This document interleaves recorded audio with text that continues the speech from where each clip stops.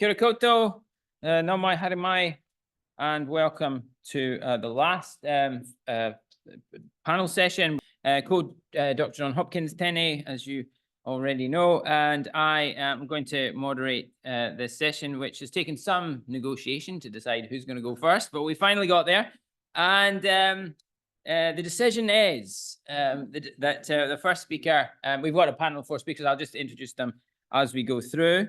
The first will be is somebody who is known to everybody here, I think, if not before this conference, but now she's the IFRC Disaster Law Coordinator for the Asia Pacific, Fina Leveni. Great, kia ora koutou, malolele. So today we're really looking at can international law deliver disaster risk reduction? And I thought this was a really interesting question because the international law that we have at the moment is a bit of a patchwork in terms of disaster risk reduction. So we've got quite a few sectoral treaties, we've got regional agreements, etc. And then we've also got some overarching treaties, but they depend on have governments actually signed up to them in terms of DRR commitments, and if they have, are they actually implementing them? We also have a whole range of soft law arrangements, such as the UN General Assemblies, the International Conference resolutions, and also, of course, the Sendai Framework, which we're all quite familiar with. And I guess I wanted to offer an IFRC perspective, is that we work under the International Conference resolutions, and although these are only soft law at the moment, we have built an entire disaster law program around these soft law obligations. And I just want to talk through how we've gone through that process. And I guess we're kind of just making the best out of what we have until we have something a bit stronger than just soft law and commitments by governments and stakeholders. So I thought oh my gosh, I'm doing 2 things, sorry. Yes. So I thought I'd touch on, first of all, I've just mentioned the International Conference a number of times, and if you're like me, before I joined the Red Cross movement, I had no idea what it was, what any of these statutory bodies or statutory meetings were. So I thought I would start first with the International Conference. Before I do that, I have to talk about the Red Cross, Red Crescent movement, because I had no idea what that was in my life prior to the IFRC. So the movement is made up of 3 components. And that is the 191 national societies. So that would be New Zealand Red Cross, Australia Red Cross, Tonga Red Cross, Maldivian Red Crescent. 191 of those, they make up what we call national societies. We also have my organization, the International Federation of the Red Cross and Red Crescent Societies. We are essentially the secretariat body for these 191 national societies, and we support them with regards to disasters. Flip the switch over to the other side. We've got the International Committee of the Red Cross Red Crescent, that's the ICRC, and they are what we call the gatekeepers of international humanitarian law. So there's 2 international Red Crosses. We do disasters, they focus on conflict and war. Okay, so that's the differentiation between us. Every 4 years, we get together with all the states that have signed up to the to the Geneva Conventions. So these are the 196 states parties to the Geneva Conventions. Every 4 years, we get together in what we call the International Conference. We discuss, we talk about what our humanitarian priorities will be for the next 4 years, and we set resolutions. We agree to them in resolutions that are debated throughout that conference. And so this is where we get our mandate from, essentially. This international conference for us is very important because it's a unique setup. Every member has a vote, and this is the only one I can think of where a national society and a government have equal footing and equal weighting. So we've got civil society, we've got governments and other observers, international organizations who are attending to talk about humanitarian priorities. So that's just when I mention the international conference or when I talk about the Red Cross Red Crescent movement. Hopefully this diagram will stick in your mind. So I just wanted to look at what some of these resolutions has been. So disaster law is about 20 years old, and that's because we had our first resolution on disaster law in 2003. So it's got some wonderful acronyms there. So the first one, we're really looking at what we call International Disaster Response Law. And this is really centered around response. So at that time, you can also see that reflected in the Disaster Management Acts. They weren't called Disaster Risk Management Acts. They were only called Disaster Management Acts because everyone was pretty much focused on response. So we had resolutions that we need to enhance this. So we use those resolutions to then go and approach states or engage with states around how can we do this? How can we do this better? And then the next international conference, basically at every international conference, we've had a resolution on disaster law that instructs us to do stuff.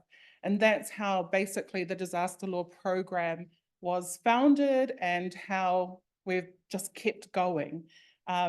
Because what's powerful for us and what enables us to engage with governments and strengthening their laws and policies is because we have a resolution that they've signed up to, that they've actually committed to and made a commitment to. Of course, that is the failing or the flaw of soft law, is that it is just a commitment. So in terms of working with governments, priorities shift all the time, constantly. So we might be having great discussions and then something happens, there's a change of government, suddenly that's no longer a priority and this gets benched. So we see that time and time again. Within these resolutions, and I won't go through all of them, but you can see there's also been a shift, moving away from solely focusing on response to also focusing on preparedness, disaster risk reduction, just across the board at a global level. And we can also see that reflected in the Sendai framework. So I just wanted to show, I guess I guess we can call it a legal base for disaster law and where we've managed to take what we've got under soft law and turn it into a program that is literally helping, supporting governments in real tangible activities to change laws. And I don't think I'll do that the same way that I have been after this morning's reminder about some of the things that we need to ensure are actually getting into this law when we're thinking about keeping communities at the center. This year, there's also an international conference in October. So as you can guess, we have a disaster law resolution that we've drafted and we've sent out to states around some of the things we want them to talk about and to discuss at the international conference. There's 5 here. One of them that I've got in bold is the disaster law resolution. And I just highlighted a couple of things. So the first thing, Pritesh did his presentation on that earlier, is we've taken all of our research. So every year we get mandated, you need to do this, look into this, do some research on this, develop this. We've taken that over the last 20 years and put that into one comprehensive document. Again, strengthening disaster risk governance is a key element of nearly all of our disaster law resolutions. This stuff is pretty standard. You can see it in most of our resolutions, but I really wanted to highlight this component because of where we are today, right, with this conference. So we are being requested to continue developing leading research and recommendations. And I think that's, to me, that's incredibly exciting because it gives us a basis to continue having forums where we are bringing together researchers in this area. And I've been talking about this quite a bit. I thought we were quite a small team doing this. What I've recognized from having a conference like this is that there are so many other institutions, people who are working on various aspects all related to disaster law, but we have no platform in order to bring us all together. And to me, I am very excited to see this here because that gives me a justification for wanting to continue to hold forums like this that bring us all together. And then to submit a progress report on this. So if we have to report on it, that means we have to do it. So I just wanted to show I'm really excited about these elements of the international conference. I think that was it. So I just wanted to end with, we've been able to do quite a bit under soft law. And I just think, imagine if we can take that one step further and have something that is more and beyond soft law in terms of, I mean, recommendations can only go so far. But if we have actual legal commitments, so that is, I guess, our desire ultimately in terms of disaster laws to have something with a bit more teeth than the soft law that we're currently working with. Okay, thank you so much. That's me, my time's up.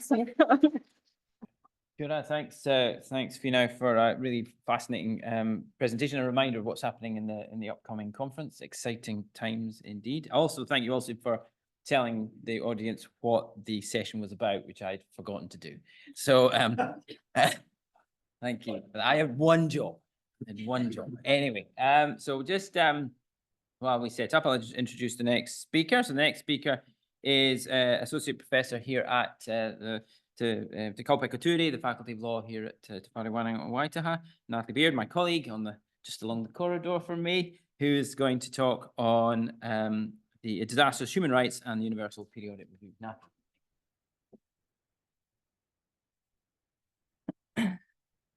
Ena mana ena reo tēnā koutou katoa.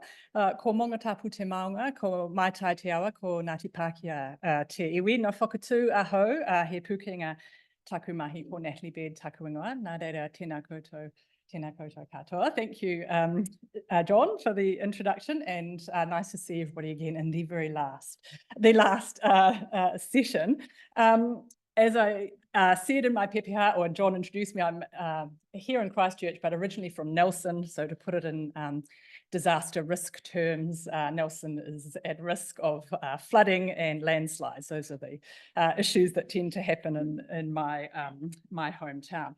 I'm going to be talking about actually a lot of recommendations. Fina's just said that recommendations can only take us so far, but that's actually what I'm going to be talking about first. I'm going to talk about this mechanism, the Universal Periodic Review, which is a mechanism of the UN Human Rights Council for reviewing human rights progress of states, and looking at what this mechanism has come out of this process in terms of disaster recommendations. Everyone's had this problem. Why does the arrow not work?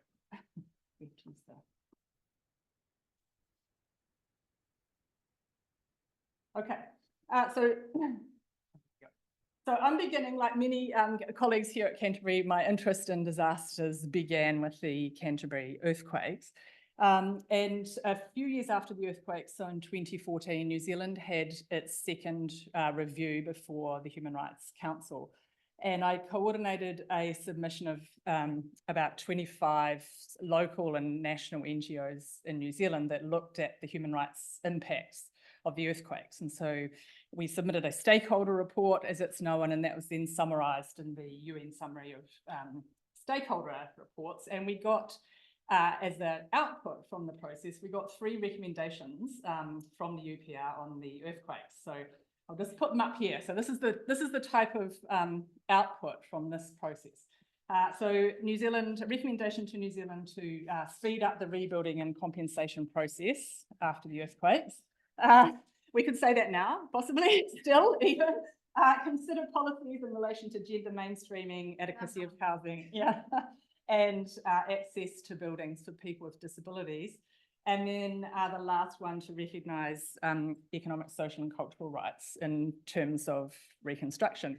So actually, they were all really topical and relevant recommendations for the challenges that Canterbury was facing at the time. So I've taken that experience with preparing a UPR submission on the impacts of the earthquakes into my research areas, which are both UPR and disasters. But just briefly for people who are not familiar with the UPR process, so it's the UN Human Rights Council's sort of primary human rights monitoring process. It reviews all human rights, which is one of its limitations actually, but it reviews every state every 4.5 years, and it has reviewed every state, which is a big success. So all states have participated in this process.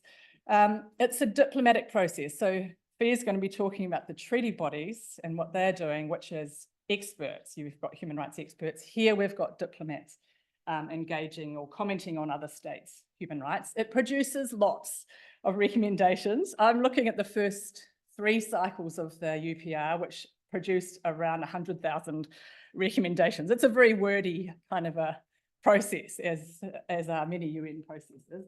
But the aim of it really is to scrutinise states and to make recommendations to them about how they can improve human rights on the ground. And that's clear in the establishing documents. Okay, so I've looked at one of the things about the UPR is that there's a fabulous database called UPR Info where you can search all of these recommendations and use multiple filters to find out which states have said what and to whom. So there are 253 disaster recommendations from the first 3 cycles of the UPR, which is 2008 to 2022. So we're in the middle of the 4th cycle, and I haven't included information from that. So this is up until 2022. That is that's a word cloud of what those 253 recommendations produced. So disaster clearly is prominent. But interestingly, and I'll come to some of this, you can see climate change there. You can see risk. You can see children, gender, policies, education. Sendai is in there somewhere. I've spent quite a long time looking at the cloud, but I couldn't spot it. So if anybody can spot it, do point it out. Okay, so I'm going to just have a look at an overview of what these recommendations said about disaster risk. So the first really interesting point is that the top 5 recommending states that are making recommendations to other states about disasters, the top state is Fiji with 82 recommendations. So it made basically 1/3 of these recommendations. And then 3 others from our Asia Pacific region. So Philippines with 14, Maldives with 8, and then Vanuatu with 6. But clearly Fiji is streaks ahead of everybody, and it's clearly Fiji is using the UPR to really push states and encourage other states to do better in this area. The top 5 receiving states, this is a bit random, so it doesn't really tell us anything, but those are the top 5 states that received recommendations about disaster. So 3 from the region, so Fiji, Vanuatu and Nauru. And then this is sort of the interesting part in terms of development of law, or at least practice in this area, is that of those 253 recommendations, 240 are supported. So when a recommendation is made to a state, it chooses whether to accept or support it or to note it. And so note is really UN speak for reject, right? So the good news is that most of these recommendations are being accepted. So 240 of the recommendations were accepted and only 13 were noted.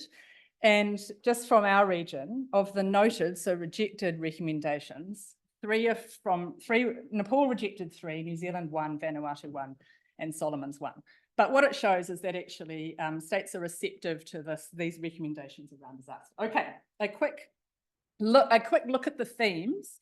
So these are on the left there are the key themes that come out of Fiji's recommendations to other states, and they really echo, everything we've been talking about really for the last, unsurprisingly, for the last 3 days. So quite an emphasis on participatory and inclusive approaches. We can see the connection, which we've heard about, that Fiji makes between, or the Pacific region makes between climate change and disaster. So they're both referred to together. 12 recommendations on Sendai from Fiji. These are the only references to Sendai in this process. They're all from Fiji, which I think is great. So trying to push Sendai through this sort of soft law process, and then reference to vulnerabilities, just to show you what the recommendations look like. So the top one there is about the participation with reference to women, children, people with disabilities, and local communities. The second one, right, you can see this is where there's the connection between climate change and DRR.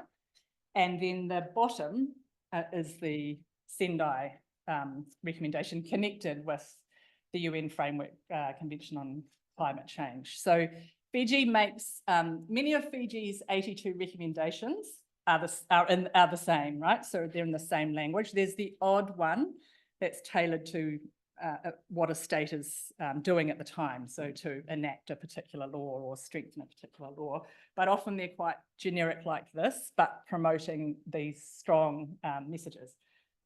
So the other 3 states in our region that have made recommendations, but the additional themes that they bring up, so international cooperation, awareness raising, and then Vanuatu is probably in its recommendations taking the strongest kind of rights-based approach. So it explicitly uses, this is the human rights process. Lots of stuff comes into the UPR that it's hard to see the link to human rights. So Vanuatu links its recommendation to the rights to an adequate standard of living. Okay, and just looking at the noted, so the rejected recommendations, 2 on the left, they're quite soft recommendations, but were still rejected. So take further measures to combat climate change and natural disasters, which was rejected by Nepal, and then another soft one from Vanuatu. Here are the 2 harder ones. There's lots of research in the UPR on the verb, the bits I've highlighted in red, right? So recommendations that say consider are sort of soft recommendations. The ones on the right, a bit harder: adopt regulations, create a process, right? So those were rejected. Tony, you need to take note of that New Zealand one there because it's relevant to your insurance research. Okay, last slide before Holly throws something. Okay, so the question is, the issue I'm really thinking about is just, okay, you've got all these recommendations. What does that mean for disaster law and practice? So the first point is this is a soft process, right? It's a diplomatic process. So we're not making law here. But what it does do is this repetition, which is what Fiji's engaged in, is really important, because the more these recommendations are repeated, the more, a DRR Sendai comes to be seen as sort of legitimately connected to human rights, and states gradually get used to this idea that they should be thinking about disasters under the human rights umbrella, hopefully eventually contributing to improvement of human rights on the ground. And then you've got those specific areas where the UPR is echoing, it's not making law, but it is at least echoing and contributing to state practice in relation to these things. But what we really need, which is our next 2 speakers, thanks to Fiji for really bringing this into the UPR agenda, and Philippines, Vanuatu, and Maldives. But what we really need are the draft articles of the International Law Commission to be turned into law, so that then we have some hard law. Okay, thank you. Thank you, Natalie. Excellent presentation as usual, and gets the prize for the most coordinated to lead on to the next paper. So our next speaker is from Australia, from Monash Law School, via Hamid-Walker. who's going to speak on ensuring DRR accountability, the possibility of integrating the ILC draft articles on the protection of persons in the event of disasters with the UN human rights treaties bodies. I nearly died from trying to say that without breathing, but you certainly win the prize for the longest title, but which I didn't realize till I started going, but nevertheless. Pia, take it away. Thanks, John. I think I blame the draft articles. I think we need to change that. Whatever. Thank you. Hi, everyone. So I'm from Monash Law in Australia. I put Melbourne Law School because it's my last week in Melbourne, in Monash. And Monash funded me to come here, so I just put them here for marketing. Today I will just discuss briefly on the possibility of the integrating Article 5 and 9 of the draft articles on the protection of person in the event of disaster, which is I'm going to put as a draft articles for the sake of 10 minutes scope. The possibility for them to be established in international human rights mechanisms, such as the UN human rights treaty bodies. Article 9 on DRR put legal duty on the states to collect and disseminate disaster risk information. It calls for accountability for disaster risk creations and governance at the national, regional, and at the global level. So this is the substance of the Article 5 of the draft article. In the commentary of the final draft articles 2016, the special rapporteur explained that draft Article 5 reflects the broad entitlement to human rights protections held by those persons affected by disasters. It also serves as a reminder of the duty of states to ensure compliance with all relevant human rights obligations applicable both during the disaster and the pre-disaster phase. It also recognizes the intimate connection between human rights and the principle of human dignity reflected in Article 4 of the same draft article. And this intentionally leaves open the question of how rights are to be enforced. But in the phrase of the International Human Rights Framework, the right, yes, to be enforced, but it's also to be protected and promoted as well. So it is something that missing in that draft Article 5 as well. It was understood during the drafting that there is often an implied degree of discretion in the application of rights, conditions by the severity of the disaster, and it depending on the relevant rules, recognizing or establishing the rights to questions. This comment is correct, and this means that the degree of applications and limitation of human rights law in the context of reducing risks of disasters will be different from pre, during, and after disaster. And I think we should recognize this and move to concrete applications on how human rights protection look like in the context of disaster risk, reducing disaster risk. In the Article 9 of the draft article, it consists of 2 paragraphs. The first paragraph establishes the basic obligations to reduce the risk of disasters. And the second paragraph provides an indicative list of such measures. The draft Article 9 contains 4 key elements: a legal duty, the concept of risk reduction, the identification of appropriate measures, and a requirement for international cooperation.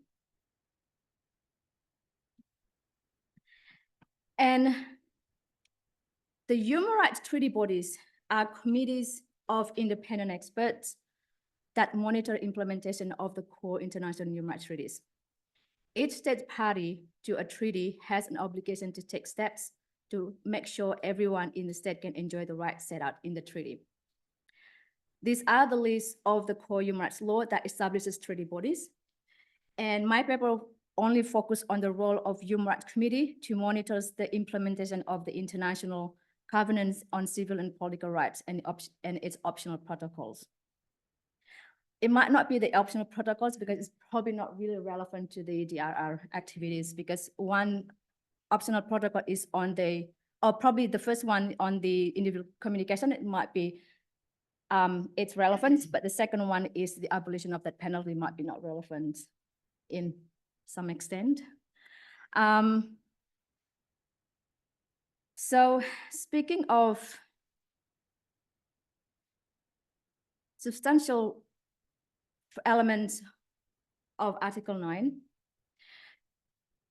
I think this is the list of rights that I have identified under ICCPR that are relevant to the risk reduction activities. Again, in this paper, I will narrow it down by discussing the importance of Article 19.2 in upholding the state's accountability in the risk reduction phase of disaster management cycle. The second substantial element of Article 9 which is I want to focus on, is a right to freedom of information, which is everyone shall have the right to freedom of expression. This right shall include freedom to seek, receive, and impart information and ideas of all kinds. This right, of course, limited for the respect of the right for the rights of reputation of others and protection of a national security or public order. And why freedom of information is important in disaster risk reductions. As an underpinning of democracy, freedom of information is most important. Information held by public authorities is not acquired for the benefit of officials or politicians, but for the public as a whole. Unless there are good reasons for withholding such information, everyone should be able to access it. More importantly, freedom of information is a key component of transparent and accountable government. It plays a key role in enabling citizens to see what is going on within government and exposing corruption and mismanagement. Democracy cannot flourish if governments operate in secrecy, no matter how much open discussion and debate is allowed. Indeed, the very nature and quality of public discussion would be significantly impoverished without the nourishment of information from public authorities.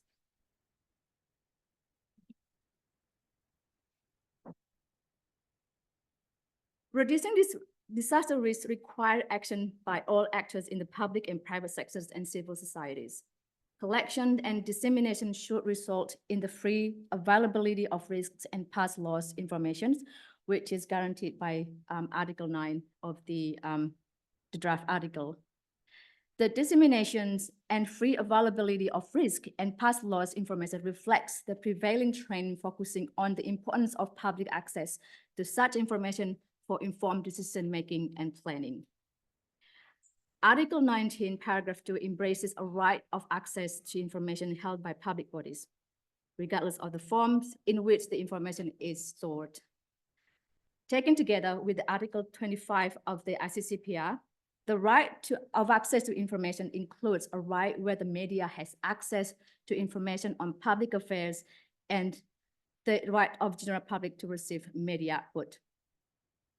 And to give effect to the right to access to information, states should proactively put in the public domain government information for the public interest.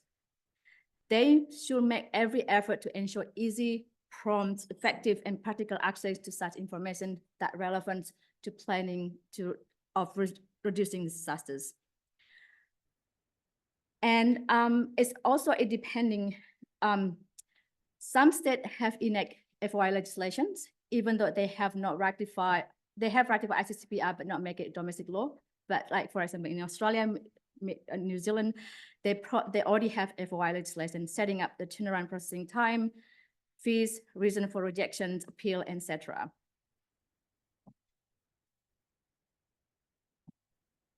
So why is so important? I mean, it's international law. So people are questioning, it's just international, it's nothing to do. The manifestations to domestic implementation is not really useful, but actually it is. So complementary to the UPR reporting, when a country ratify, access, and embedded it in the national law, and then in constitutions, and it is also it's also depending on the legal system of each country. When they ratify it, The monitoring function of the Human Rights Committee is the following. They can receive and examine reports from the state party. They elaborate so-called, they issue general comments. They make comments on that. It's not making law, but it's actually is contributing to the jurisprudence of DRR draft article, for example, in the future. So they also consider individual complaints if the states ratify the optional protocol 1, and they can consider certain complaints made by state party to another state party if they're not complied.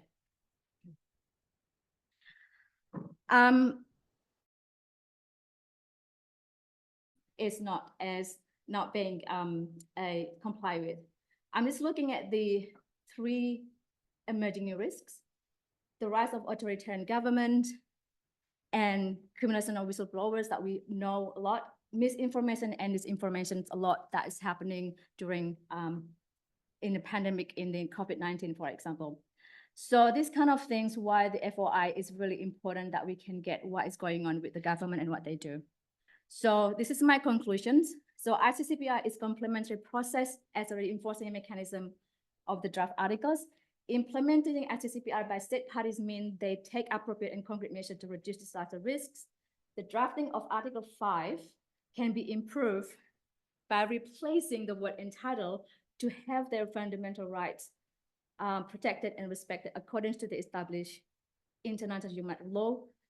And lastly is the express insertion of human rights protection will further strengthen the DRR accountability mechanism by collaborating with UN human rights treaty bodies and OCHR. I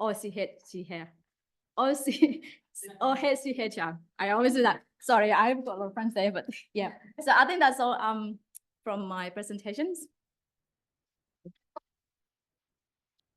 Thank you very much, Faya. That was fascinating to see the connection between the human rights treaties and how it can be connected to DRR. I remember you mentioned the COVID example, but I also remember during the dark days of the recovery in Canterbury, the early period when the CR Act was passed, the intention was to remove, originally in the draft, it didn't go through, was to remove official information elements from to exempt it from for our freedom of information legislation. So it's of course there was no to have an international instrument that actually raised that. I think would have been useful at the time. In the event, it didn't happen because some parties opposed it, but it's definitely something that we can see from the Canterbury example. Anyway, okay, let's move on. We have now our final speaker on this panel before we get to the discussion, who will also be talking, I think, on the draft articles and the and possibly who we have to blame for the length of the title. That's the issue that's on everybody's lips.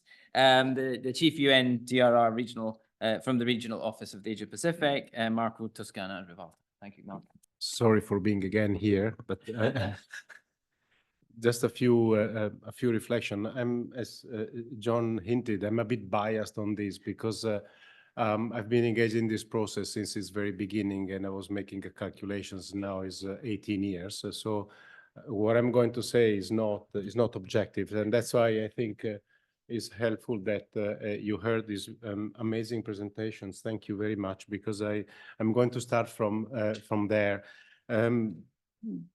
You were referring to the use of the word sender. What I've seen in working with the Commission, the International Law Commission, which is this technical body of the UN General Assembly that develops international law, they looked at, in order to determine state practice, they looked at whether the Yoga framework and other instruments have been referred to.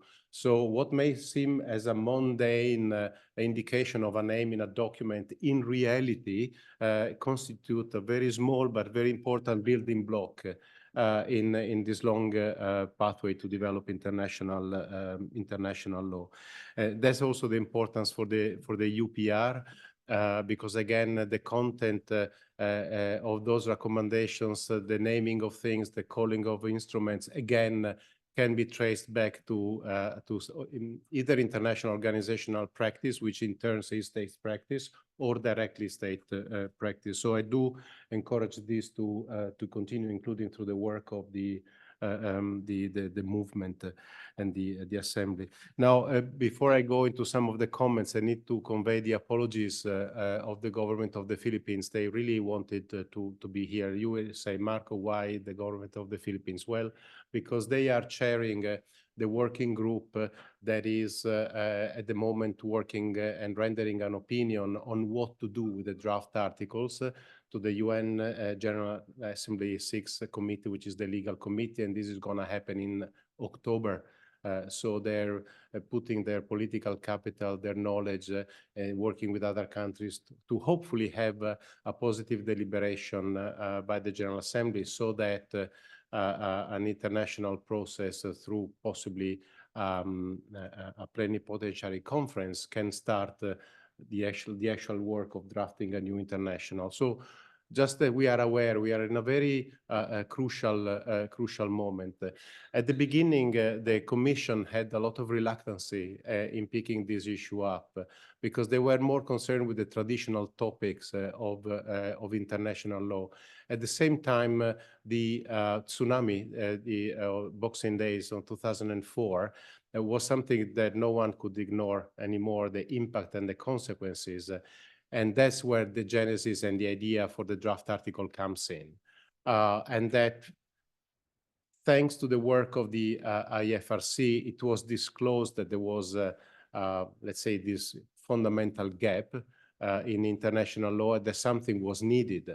And that's how the International Law Commission, managed its reluctancy and decided to embark in this new stream of topics that has been followed also by some others. So we are really, when you look at the draft articles, you're really looking at something that is groundbreaking on many accounts. And so this gap in international law has been disclosed. It exists, it's still there. And I think that we have seen in these couple of days the consequences of this. Is a gap in international law and is a gap also in domestic legislation. When the Commission started working into it, the focus of because of the title, was fundamentally on preparedness and response. However, they slowly figured out that it was impossible to discuss preparedness and response without actually considering what happens before, because in the moment in which you admit preparedness, you are clearly identifying a time that is before the disaster. So how long can you stretch it beforehand? And that's why then the special rapporteur decided to do a dedicated report on disaster risk reduction, which led to the development of Article 9 as it has been presented. Because that article, really as it is, and the important formulation there, and thank you very much for this beautiful interpretation, it's really fantastic. The word shall is really what it is. And the Commission debated, should it be should or should it be shall? And luckily, it was put forward as a shall, clearly identifying a duty there. Now, let me go through some of its important elements. One aspect that I think is important to stress is that it's the first time that we have an alignment between a soft law instrument, in that time was the Yogo framework, and then it became the Sendai framework, and a hard law instrument, the potential treaty. And the beauty of that is that because of the speed that we have been discussing in terms of knowledge and practice and understanding on how to adjust, it's easier to adjust a soft law instrument because the process behind it is not as heavy as an international agreement. So the purpose there was to have an agreement which would define the what, and then the how could be left with a soft law instrument that could be much more easily updated over time. And then, Sendai is up to 2030. We will need to see what happened next. But certainly there is an opportunity to keep evolving the concept whereas the draft article could simply encapsulate this duty to protect from disasters in the way it has been articulated. Again, this synergy between soft law and hard law is a bit of a primer. So again, another element of groundbreaking by the Commission. And I think it's important to recall the fact that the Commission really, through a very, very hard work with the contribution of, colleagues from the Federation, the ICRC, NGOs, and many other partners, managed to identify this conviction in state practice that reducing disaster risk was simply something that was being done, not just because it's nice, but because there is a conviction that is a legal duty of states. And that's where the formulation with the shell comes in. Again, a primer in that sense. And of course, if you recall, I don't know if it is possible to project your Article 9, but it has 2 paragraphs, right? So, and the second one identifies certain measures which are, of course, not exclusive. They were simply identified because they are probably some of the most important ones, but it's an indication of the fact that risk information needs to be made available, the fact that early warning systems are a fundamental element to reduce. Yeah, so the second paragraph is just illustrated, as Fia was saying, some of the action. But if I look at this in retrospective, because when this was prepared is over 10 years ago, you can still see how much these elements are still relevant. So thank you for the timing. The importance is that the question of DRR is not limited to Article 9. There are many other articles that concern Article 1 on the scope, Article 2 on the purpose, Article 3 on the use of terms, Article 4 on human dignity, 5 on human rights, 6 on humanitarian principles, and of course the preamble and Article 7 on the duty to cooperate, which is really a fundamental tenet there. They're all bringing up the full scope of the dimension of disaster risk reduction in this context. Of course, if one reads the content, may see that is not necessarily up to date, of course. And I must admit that having worked with the UN in different areas of work, disaster risk reduction is the fastest developing that I've seen at the moment. So I think certainly if one is overcritically looking at the draft articles may say, you know, some of these things are no longer there. And I would agree with that, including some of the terminology. But at the same time, it's precisely why we need an international process now to make the update in terms of content and processes. So certainly there is going to be the space there. But what I would invite you also is not to look at the draft articles only, but most fundamentally to the commentaries, because the commentaries is what really properly explain some of the fundamental elements on how the articles are related to each other. Interestingly enough, it does include also the concept of slow onset and small scale disaster, which is quite an important one and often underestimated. The question of exposure and vulnerability, the question of multi-stakeholder approach, the question of inclusions, the question of due diligence, the distinction between managing disasters versus managing risk, and so on. So the commentaries really are an incredible mine of good of good stuff. And last but not least is this mutual reinforcement between disaster risk reduction and the promotion and protection of human rights, which again came up in these in these presentations. And I want to conclude on that. There are 2 treaty bodies, the CRPD, so is the Committee on the Rights of Persons with Disability, as well as the CEDAW, which is the one on the elimination of discrimination against women, which the first one has already included in its guidelines to states parties the basic tenets of the Sendai framework, which is quite a primer in and of itself. Again, the CEDAW has adopted the General Recommendation number 37 about climate change. And we have been initiating work with the CEDAW committee to encapsulate the basic tenets of the Gender Action Plan that has just been launched so that it can become part of the work of that committee. and help its interpretation. And I think that the next step is certainly also the Committee on the Right of the Child, because of the widespread adoption of the convention, but also the scope of issues, and the two committee on the convention, the international civil and political rights, as well economic and social and cultural rights, because as you have well identified in these days, the fact that is almost certainly, if not a violation, a limited or a lack of enjoyment of human rights that can be reconnected with those two conventions, whether it is access to information, so right to life, or access to resources, et cetera, et cetera, et cetera. So we need to look at these things as a package, and I stop here. Thank you very much. Thank you, Marco. That was fantastic as ever. We can't have too much, Marco. Come on. Great presentation. And I think the presentations that we've had from our panelists show how lucky we are to have four real experts in the field before us today. So your chance, you won't get the chance to pose questions to such. Sorry, something's going on. To such an eminent panel. Usually it's a chance to give such questions to such an eminent panel. So please take the opportunity. We have about half an hour.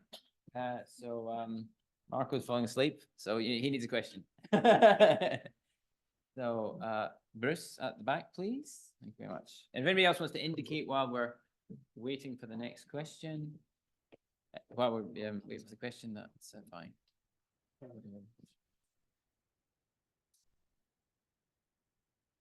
Yeah, thanks. Just a couple of reflections and just hear what the panelists have to say. Look, yeah, super fascinating panel. Thank you so much.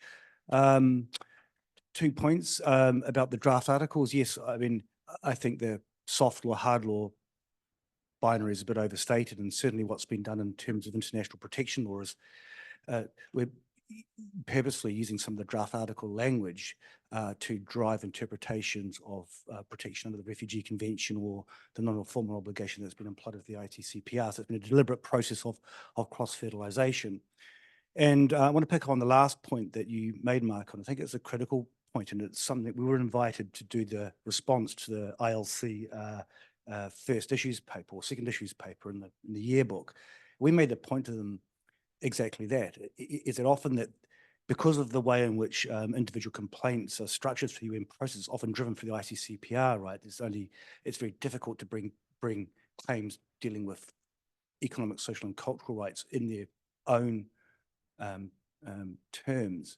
But it's kind of a mistake because, yes, the right to life is, of course, super important. Rights are imperiled in disasters, as we know, but so lots of other things, right? And we're inviting the International Law Commission to reverse the telescope and start thinking, well, putting economic, social, and cultural rights sort of first in the analysis, because, you know, participatory rights around, you know, being right to public life, yes, that's important. More people are going to have their economic and social dimensions of their life affected than are going to lose their lives. And so I was just wondering, and then we were using that to maybe make the argument that time has then come to start recognizing that breaches of economic, social, and cultural rights that have serious result in serious harm should be included in the scope of non-reformal obligations, so using to reverse engineer. So just some reflections on, you know, what's been going on in the sort of international protection law space around this dichotomy. And I do wonder, Fiona, what are you hoping by way of a movement away from soft law in this space? Because soft law has kind of been quite successful in the last 10 or 15 years to shift the dial. And I do wonder whether, you know, moving towards a more hard law direction is realistic, and what do you think would be any different than having a soft law regime that states are kind of complying with anyway? What's the value add by having a treaty which they may or may not comply with? I guess that's a question that I have in my own mind. I'm not sure what you think about that. Thank you. Anybody, Mark, would you want to? Yeah, no, I'm happy to share some thoughts. The first one is that, in a way, the Commission has finished its work already in 2016, and now really the question is, do we go forward or not with an international treaty? And this is what the government of the Philippines is trying to work through other governments in New York to move forward. So this is where we stand. On the broader question on whether, I think that I was speaking with some friends some time ago, and there's been a big development of international law. We know there's been, someone was calling it La Belle Époque of international law is over, and that's why in the 90s we resorted to this soft law instrument coming out of these international conferences, that started in, I think in 1992 or 91, there was the one on children, and then it went on human rights with the creation of the High Commissioner for Human Rights, and it moved, Sendai, et cetera, et cetera. And this generated this incredible wealth of guidance through what people call, well, what the expert would call it soft law. Now, whether, I think that the point on whether we have a convention and whether it is going to be respected or not, for me, I would put it on a different, let's say, a plane, in the sense that we know that a number of things are codified and violated, but even the fact that they're violated doesn't mean that they're not, the law in itself is not valid. So I still believe that in a way around the disaster risk management, there is a little bit of a free-for-all. So there has to be a need for some further guidance in the form of law, because ultimately we live in a world with some flaws, but still dominated by the principle of the rule of law, unless we decide to change the paradigm. But at the moment, I don't see sign of that. There are violations of it, but it's not been put in question. So because of that, my sense is that it would be important to have a convention on that. And then again, the negotiating process, which is what I was told by some colleagues and friends involved in the development of environmental law, that the very same fact that these processes are set into place, they do force government to dedicate more attention and resources, including from the legal sides, because they have to participate into the process. So they have to have people that actually follow it through. And that creates a much wider basis for the legitimization of that work within that specific set of institutions. And I think that was quite a powerful reflection. So I hope that, we do know that our friends that in the disaster management agencies are really struggling big time in having other institutions coming along. If they had someone else in government that for whatever reason needs to be involved in the negotiating process, they will have like a friend in another part of government to keep supporting and pushing forward for the issue. And again, luckily, disaster risk reduction is a no-brainer for everyone. Like no one wants disaster to go forward. So I think, and I hope that politically is a more viable option. Of course, there's been big concerns about interferences of international humanitarian law. That is also what the ICRC has voiced several times. But I think that the way the Commission managed to formulate the draft articles finds a nice balance in that space. But again, for me, the point now is hopefully that a negotiating process will be launched, and then the content can be redefined, revisited. And in that process, I really hope that the word shall in Article 9 doesn't become should, because then I think I prefer to have a Sendai-like document. Thank you. Can I just Yeah, of course. quickly, I guess from my perspective, so usually after a disaster, then governments want to have a look at their laws, and normally we hold or they've held a lessons learned workshop that says, like, oh, building codes, we need to look at this, we need to look at this, we need to look at. The first time I started this role, and we did a lessons learned workshop, and then we went away to kind of compile everything. And I found another lessons learned document, like from 10 years earlier, with the exact same challenges, recommendations. I was stunned. I'm not stunned anymore because it seems to be the status quo. And I'm you know, it goes back to my point about if you don't actually make someone do something that they don't have to, the chances are they likely won't. And so that's my hope, I guess, for something in the draft articles. It actually puts an obligation on states to do something, or decision makers. Very quickly, I don't have all the answers for you because it's part of my PhD. So so I'm kind of like, I'm running, but I think the draft article is actually is taught a very positive way in international law, because from my background as a human rights lawyer, it gives the normative obligation to the states to do what it needs to do, especially in disaster reductions. Why I'm focused on the DRR activity is just because, like everything else, like it's important to actually prevent it rather than respond it before. So all the information is very important, like the awareness around that and the involvement of the CSO with the government is also important. So I think it is like everything else in international law, nothing is perfect, but at least there's a rule of law that's happening for states to be accountable to what they should do things. So do you have any other questions?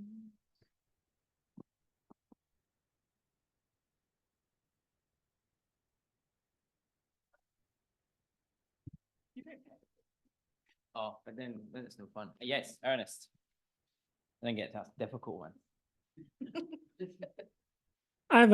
It might be a bit of a stupid question, but so I used to have a boss who said that if you say lessons learned, it's not learned until you actually implement it. So he would lose his mind whenever in a meeting somebody would put up a PowerPoint slide that said lessons learned X, Y, Z. So he said, no, those are lessons identified. You haven't done anything with them. So then my question is, how do you move from a space with regards to the draft articles from a standpoint of lessons learning or lessons identifying rather, to then a space of lessons learning? And what does that look like to you? Any of you can answer. I think that's a great question. I think one way, because the draft articles, although they're draft, the jurisprudence has recognized the value of the draft articles as draft because they're generated by that specific body. So if one takes that little element into account, here is like a weaving, you know. So I know that I'm skating on a very, very thin ice, but a lot of these negotiating processes, they are like a free climber. You go on little edges from one place to the other, and then you build it up. So if you have that, in the moment in which you do the lessons identification, nothing prevents you to look at that from the perspective also of the potential application of the draft articles. And you identify what has worked, what has not worked, and so on and so forth. Then I go back to the comment that I made earlier about what I just witnessed in Japan. So then the question is how you encapsulate and then you bring it back to processes which are deputed to actually develop further codification, further norms, and so on and so forth. This could be one way of leading to closer to the implementation, but there has to be an element of formalities involved, I would say, because that is also what can kick in the question of responsibility. You define the responsibilities, then you may have accountabilities in case also you have resources allocated. So there's a number of elements that cascade down from the process of formalization. I think that in many situations, this institutionalized learning and application is not there, and that's where also a lot of good ideas may get lost in the process. But there are a lot of nuances, of course, to what I'm saying. It's just what comes to mind immediately just to address you. But I'm sure that friends here may have, or maybe also someone else in the room can. We've got a question in the middle here. Thank you.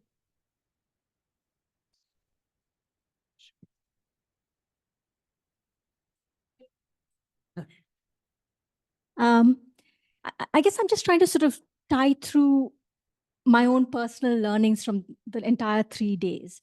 And it seems to me that one of the key takeaways, and which was actually highlighted by several of the presentations, even in this particular session, is that we need to really be focusing on the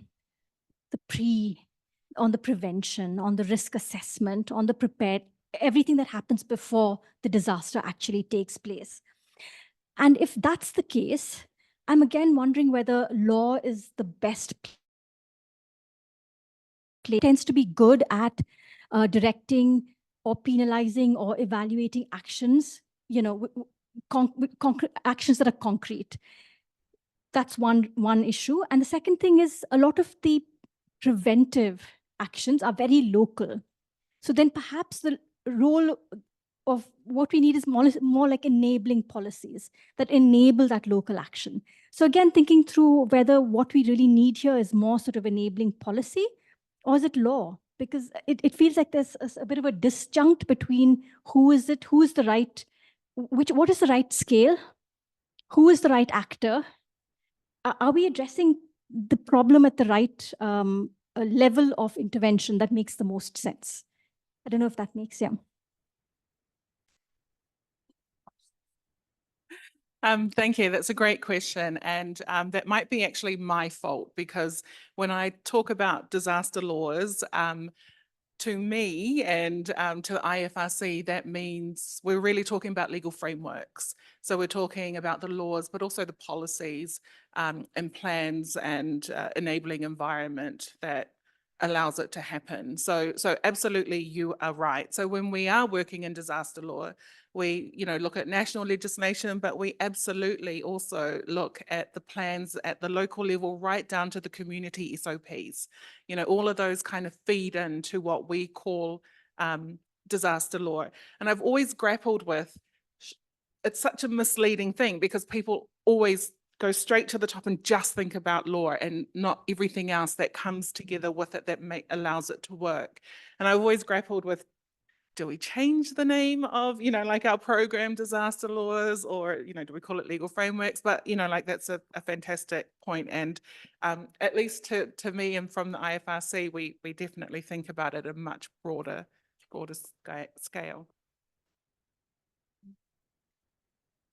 Any thoughts? Okay. Well, just to agree that I think you've rightly identified the limits of the law, right? Because law can only ever take us so far. And I agree with you, and so that, yes, sort of echoing the importance of looking not just at the hard black letter law. Yeah. So we just move the. Oh, sorry. Can Yeah, I just go. add a little bit? So just briefly, international law it's aspirations there. But if what is important is when they ratify and make it domestic law. I'm not looking at in Australia and New Zealand, because they have really good base rule, something like that. But I'm looking at in Asia Pacific, the countries that have still developing their law, right? So I think it's really important to for me as a CPR is important, because I work a lot with human rights defenders, for them to be embedded into the domestic law, because they use that to justify and legitimize their work and activities to keep the government accountable. At the moment, they're not aware about disaster law and disaster reduction, which is maybe some things that UNDRR will have campaigns in long term about that. But that's domestic law is actually very instrumental for them to keep the government accountable. If they need to actually talk in domestic law, domestically, even regionally in ASEAN, for example, they have a human rights mechanism, and even internationally, it's some things like UPR and even like individual communications.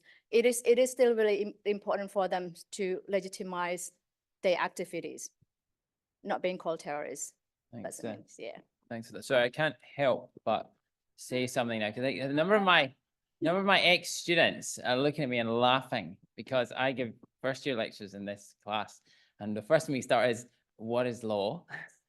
And I think it depends what you mean by law. And my definition, broad law jobs, it's how things are done, and that can be customary and traditional and soft and all that.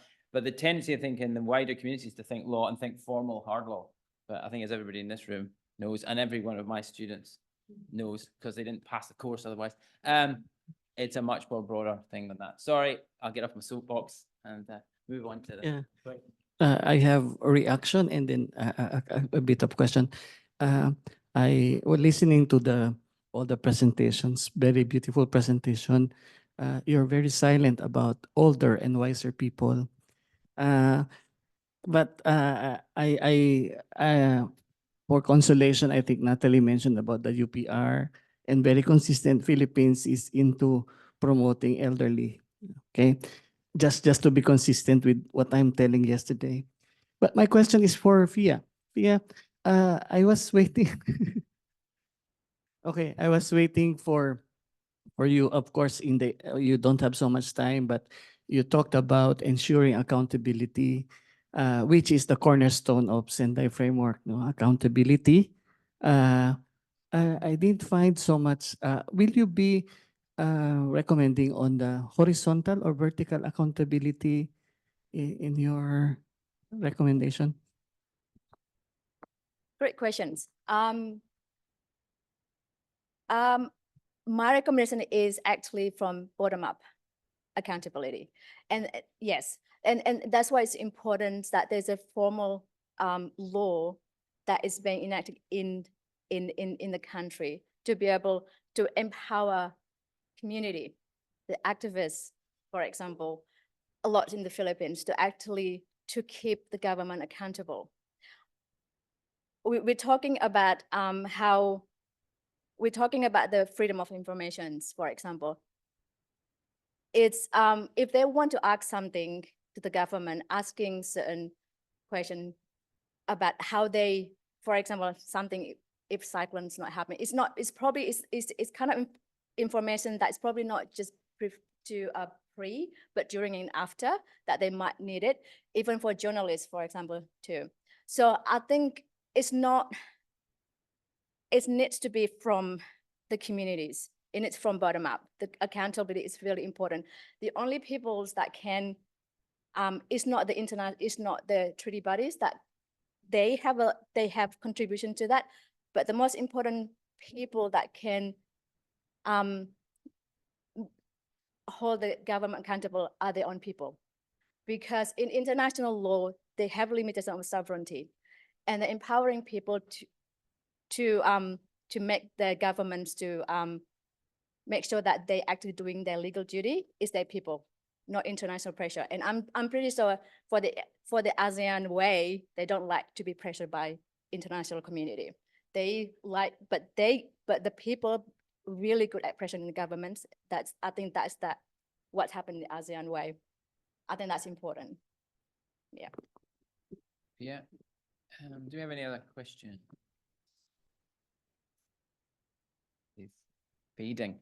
Everybody's feeding. We've done very well. I'm going to ask a question because that's the rules. Just a question for you, Natalie. So if, assuming the draft articles are passed in some form, do you see a connection between the UPR and the draft article longer term? Would that be, what would the impact be? Well, I think it would be that, you know, that the UPR would then be referring to the draft articles as well. And actually one of the other advantages of the UPR is actually the way it talks to other frameworks. So it's very good at talking to the international human rights treaties, for example, by encouraging ratifications and withdrawal of reservations, etc. And then does it in relation to other sort of international legal frameworks. So I think that would be the hope, is that then there's Sendai, Fiji is then making recommendations about Sendai and also about the articles. And in fact, it would be great to see some recommendations about the draft articles, because of course any drafting process is going to be lengthy, and there's nothing to stop the draft articles being referred to now. Yeah. Any other thoughts, comments? Any other questions? Oh yeah, Mark. No, let's wait if there are questions first. Any other questions? Okay, I don't see any. Maybe any final comments that we have. Yeah. Maybe one reflection would be, if you just look at the history of disaster risk reduction, where it's coming from, it's quite interesting because then you see, okay, there was some resolution in the 70s, and then you have the launch of the decade for disaster risk reduction in 1989. Then you have the Yokohama strategy, and then you have the International Strategy for Disaster Reductions in 99. Then you have the Yogo Framework for Action, and then finally you have the Sendai Framework. So you have a number of instruments that articulates. But this multiplication is valid in many fronts. So if one needs to make sense of all the soft law instrument that has been developed across many different fields, because next year you have the Beijing Plus 30 going on, and then there are many other, I'm sure there are going to be declaration and so on and so forth. So whereas that is very helpful, at the same time can also be confusing because it's not a rigorous process of developing text, which in fact is what normally happens in a treaty negotiation. So I think that also addressing Bruce, your point, I think that if you have a treaty, you have a sense of, you have the possibility to focus really on the key building blocks of what needs to be focused on. And again, you leave it to soft law to further articulate what needs to happen. So that's where I see the value of a convention, while the soft law keep articulating other aspects. But I feel that we have come to a moment because if I just put together, which I did, in fact, just the disaster risk reduction instrument, you find yourself with a huge number of recommendations. And then if you enter at the regional level, even more so. So then as a community person, how do you make sense of all that? Or even if you are simply an MP or a government official in a small country, how do you make sense of all that? So it's important to do a much hard simplification, and that can come through the rigor of an international treaty process. And the same would touch upon your question on what is that really needs to be regulated by the law, and or many other normative, I will call them normative instruments, the same story as you, like your very same point, because then we have the question of the speed of the advancement of knowledge that is really what making a difference, how fast we apply the knowledge. And that cannot be the law, because the law is not the right instrument to encapsulate fast changing knowledge. So that is where the identification by the disaster risk reduction community expert with lawyers and others is identify what is the right instrument to advance on that specific aspect of the knowledge, to make it applicable and usable. I think that that is the functional, let's say, consideration that we need to apply when you look at normative frameworks in broad terms. Thank you, Marco. Any other? No? Okay, we will thank our panelists again.